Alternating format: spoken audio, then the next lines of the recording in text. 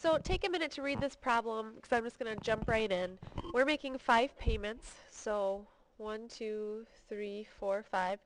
You can stop this, pause it, whatever you need just to get the problem. Our monthly payments, we fill into the monthly payment column. That's 143.17 all the way down.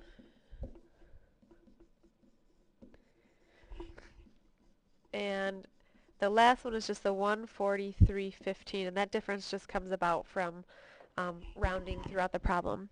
Our balance before payment, right now we owe the bank $700, so that is going to go here. Now this monthly payment that we give them, the 143.17, I just want to talk about that for a second. We give them 143.17.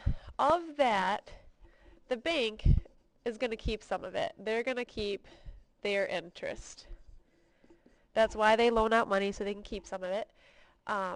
That's how they make money off of loans. Now, the rest of it, the bank's going to keep a portion of that for interest. The rest of it actually pays off the loan. So with this table, we're going to figure out how much is the bank keeping every month and how much is actually paying off the loan. So when we look back at our table, we have to figure out our interest payments. That's I equals P RT. P is the principal amount or the balance on our loan. Right now we owe $700.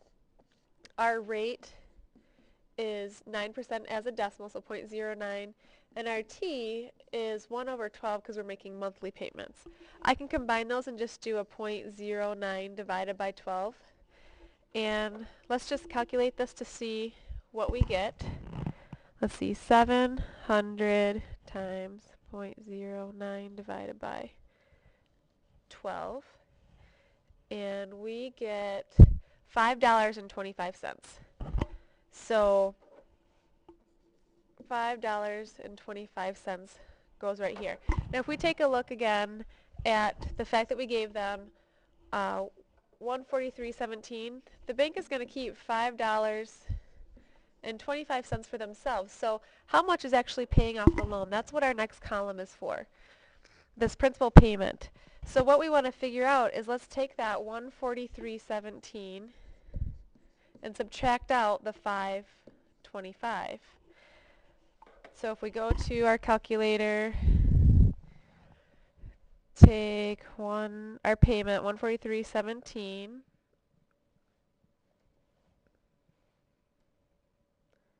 come on, delete. Okay, it's not letting me. 143.17 minus that 525, the interest that the bank is going to keep. That leaves us with 137.92. So 137.92 actually went to pay off the loan. So 137.92 is actually paying off the loan. So that 143.17 was broken down into 525 that the bank keeps, 137.92 that actually pays off your loan. So when we go back to our table and we see what's the balance after the payment, well, we owed $700, and really we just paid off 137.92 of it because the bank kept some money for themselves. So then we say, okay, 700 minus 137.92, and that gives us a balance of 562.08.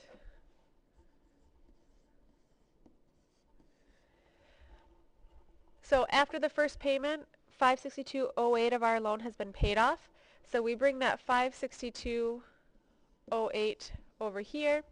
Now when we do our interest payment, we are going, instead of the 700, now it's going to be this 562.08 because that's the balance of what we owe, times the 0.09 divided by 12. So I'm running out of time on this recording, so we would just follow this process all the way through, and in the end, if we've done everything correctly and done all of our rounding, we will end up with 0 because in the end we don't owe the bank anything. We have paid off the entire loan, and so we're done.